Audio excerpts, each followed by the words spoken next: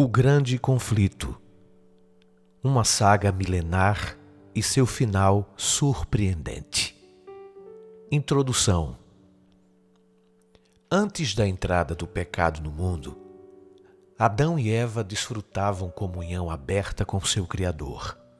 No entanto, a partir do momento em que nossos primeiros pais se separaram de Deus pela desobediência, a raça humana foi privada desse grande privilégio.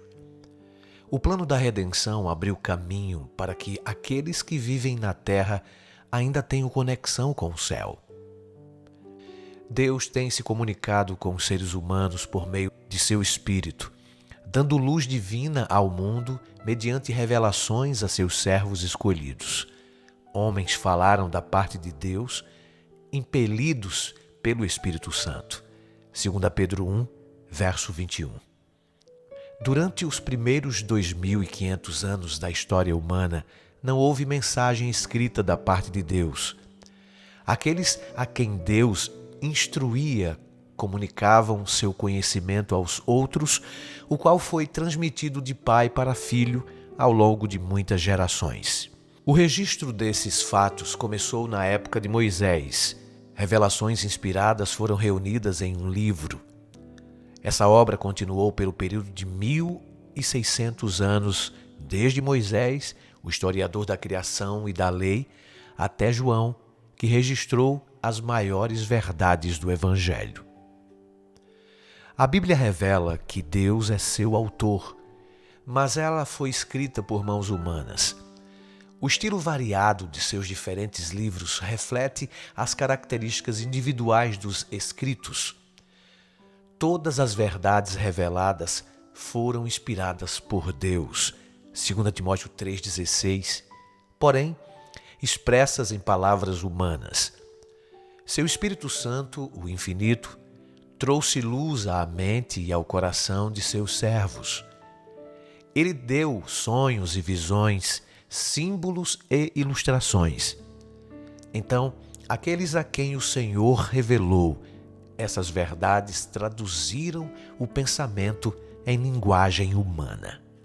Escritos em eras diferentes, por homens que divergiram bastante em posição social, profissão, capacidade mental e espiritual, os livros da Bíblia apresentam forte contraste em estilo, bem como diversidade nos tipos de assuntos que abordam. Os muitos autores usam formas diferentes de expressão. Com frequência, um apresenta a mesma verdade de forma mais impressionante que o outro. Uma vez que os vários autores abordam os assuntos de formas diferentes e de perspectivas diferentes, os leitores superficiais, descuidados ou tomados pelo preconceito, podem pensar que estão se deparando com uma discrepância ou contradição, ao passo que o estudante reflexivo e reverente, com percepção mais clara, reconhece a harmonia subjacente. Os diferentes autores expõem a verdade em seus variados aspectos. Um autor se impressiona mais fortemente com um determinado aspecto do assunto e compreende o ponto relacionado à sua experiência ou à sua habilidade de compreendê-lo e apreciá-lo. Outro se identifica com um aspecto diferente. Sob a orientação do Espírito Santo, cada um apresenta aquilo que impressionou sua mente com mais força. Há um aspecto diferente da verdade em cada um deles, mas harmonia perfeita em todos. As verdades reveladas dessa maneira se unem para formar um todo perfeito, adaptado para satisfazer as necessidades humanas em todas as circunstâncias e experiências da vida. Deus escolheu comunicar sua verdade ao mundo usando agentes humanos. Ele mesmo, por intermédio de seu Espírito Santo, qualificou homens e mulheres, capacitando-os para essa obra. Guiou a mente de todos eles na seleção do que falar e escrever. Deus confiou o tesouro a vasos terrenos, porém, ele ainda provém do céu. A mensagem nos é dada por meio da expressão imperfeita da linguagem humana, Mesmo assim, ela é o testemunho de Deus. O Filho de Deus, obediente e cheio de fé, identifica nessa mensagem a glória do poder divino, cheio de graça e verdade. Em sua palavra, Deus nos deixou o conhecimento necessário para a salvação. Devemos aceitar as Escrituras Sagradas como a revelação infalível e repleta de autoridade de sua vontade. Elas são o padrão do caráter, a revelação das doutrinas e a prova da experiência cristã. Toda a Escritura é inspirada por Deus e útil para o ensino, para a repreensão, para a correção e para a instrução na justiça, para que o homem de Deus seja apto e plenamente preparado para toda boa obra. 2 Timóteo 3, versos 16 e 17. O fato de Deus ter revelado sua vontade à raça humana por meio de sua palavra não torna desnecessárias a presença contínua e a orientação do Espírito Santo. Pelo contrário, nosso Salvador prometeu dar o Espírito para abrir a palavra a seus servos, iluminá-los e ajudá-los a aplicar seus ensinamentos. Uma vez que foi o Espírito de Deus quem inspirou a Bíblia, é impossível que seus ensinos sejam contrários aos da palavra de Deus.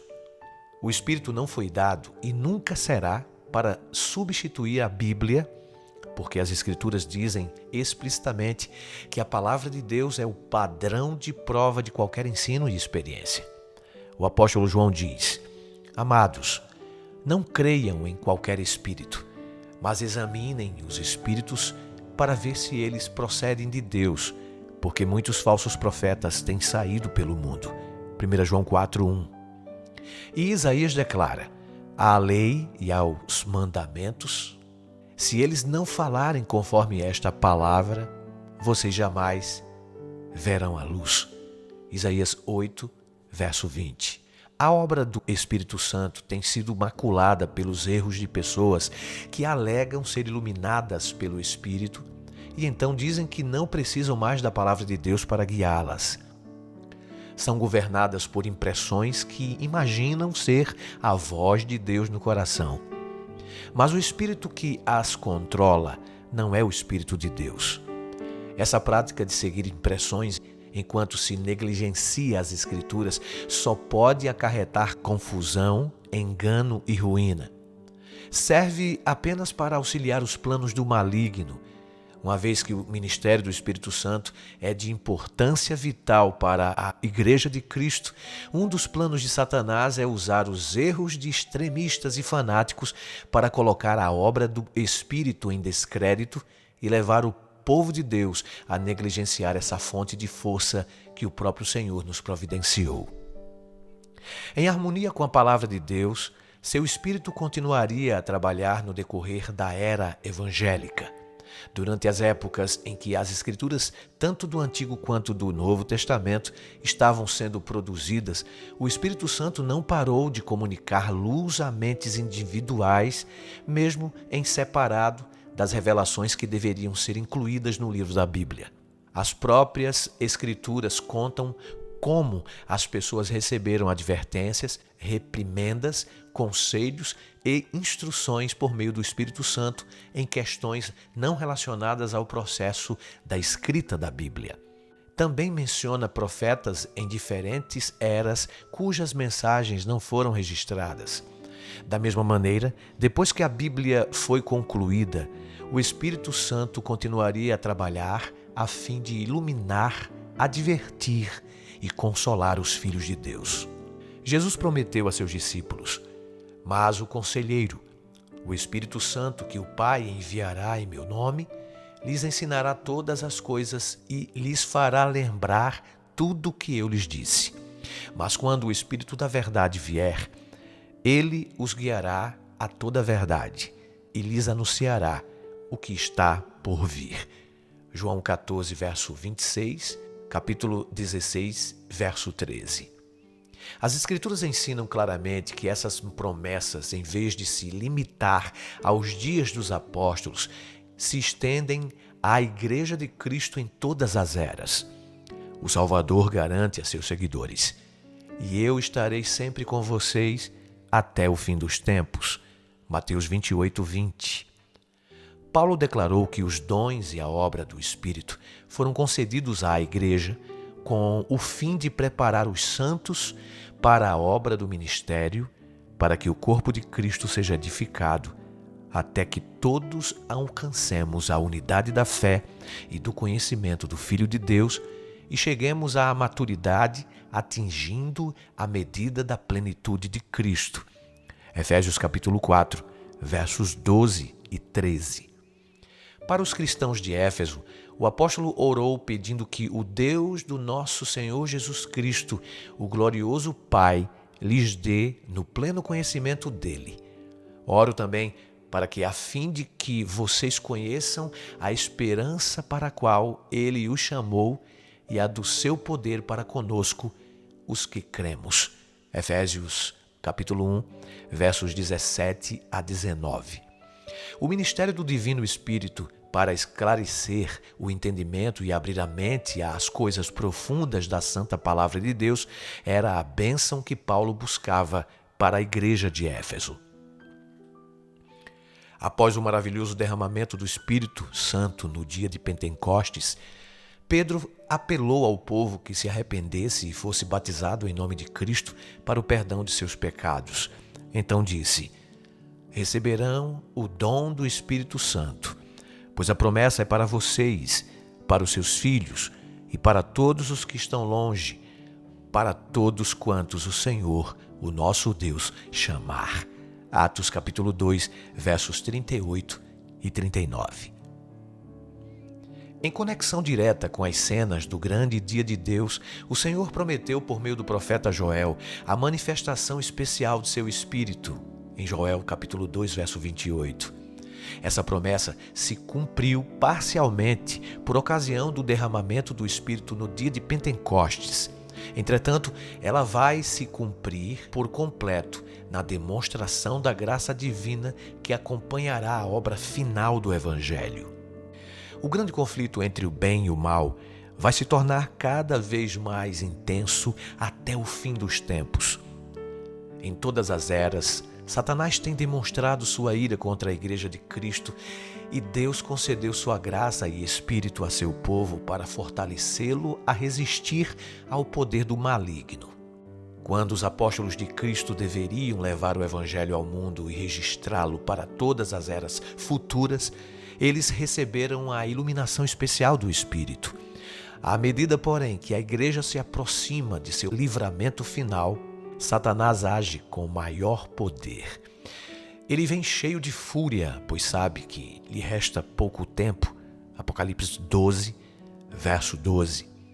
Ele trabalhará com todo o poder, com sinais e com maravilhas enganadoras. 2 Tessalonicenses capítulo 2, verso 9. Ao longo de 6.000 anos, esse ser de extrema inteligência, que no passado foi um dos maiores dentre os anjos de Deus, dedicou toda a sua energia à obra do engano e da ruína. Todas as profundas sutilezas da habilidade satânica que ele adquiriu e toda a crueldade que desenvolveu durante essas batalhas das eras serão usadas contra o povo de Deus no conflito final. Nessa época de perigo, os seguidores de Cristo devem levar ao mundo a mensagem de advertência do segundo advento do Senhor. Seu testemunho deve ajudar a preparar um povo para permanecer em pé ao lado dele, imaculado e inculpável por ocasião de sua vinda. Nesta época, a Igreja necessita do dom especial da graça divina e pelo menos do mesmo tanto de poder que nos dias dos apóstolos. Por meio da iluminação do Espírito Santo, as cenas do duradouro conflito entre o bem e o mal foram mostradas à autora destas páginas.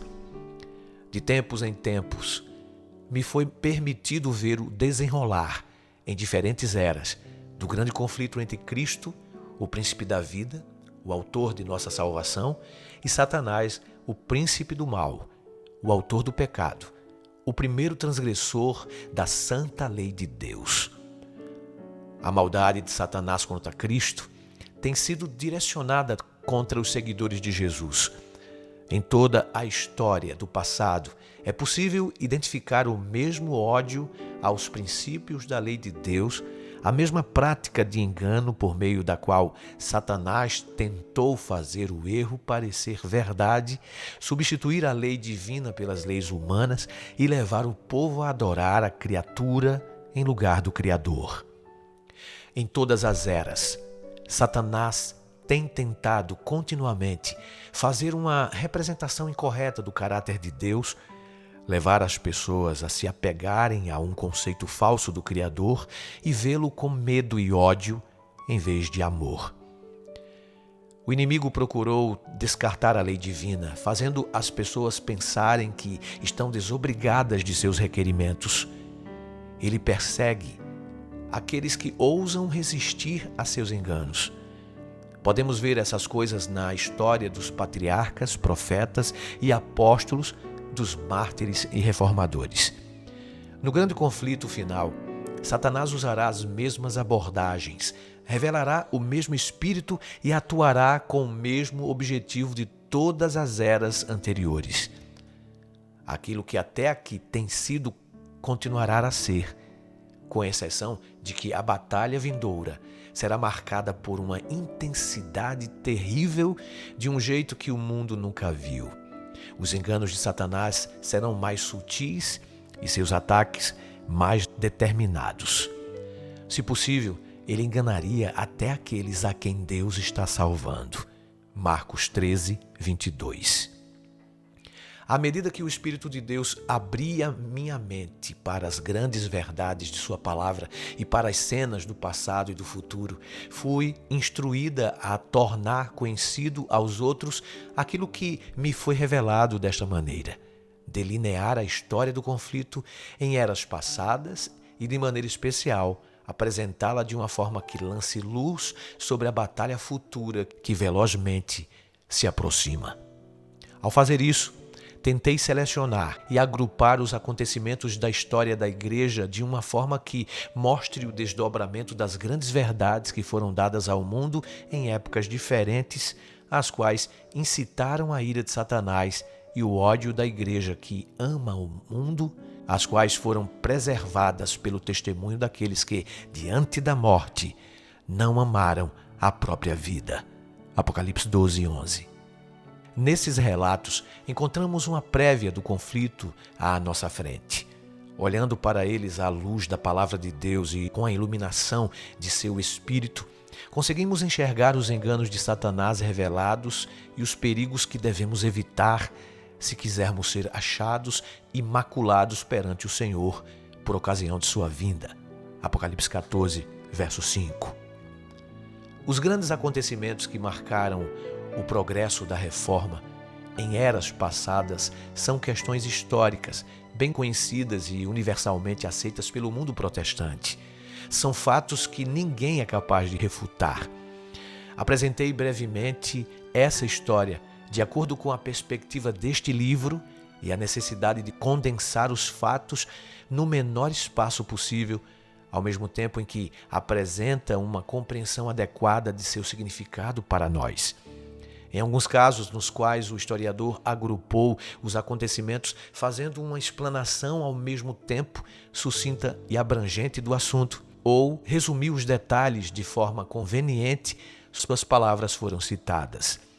Para alguns deles, porém, não se deu crédito específico, uma vez que as citações não foram feitas com o propósito de citar tal autor como autoridade, mas somente porque sua declaração oferece uma apresentação conveniente e convincente do assunto. Ao contar sobre a experiência e os pontos de vista daqueles que realizaram a obra de reforma em nossos tempos, fiz uso semelhante das obras publicadas. Este livro não tem a intenção de apresentar novas verdades sobre as lutas dos tempos passados, mas de expor fatos e princípios que se relacionam aos eventos vindouros. Ao analisarmos, porém, esses eventos como parte do conflito entre as forças da luz e das trevas, enxergamos todos os registros do passado com novo significado. Por meio deles, Brilhe a luz sobre o futuro, iluminando o caminho daqueles que, assim como os reformadores de eras passadas, serão chamados, mesmo correndo o risco de perder tudo o que este mundo oferece, a fim de testemunhar, por causa da palavra de Deus e do testemunho de Jesus. Apocalipse 1, verso 9.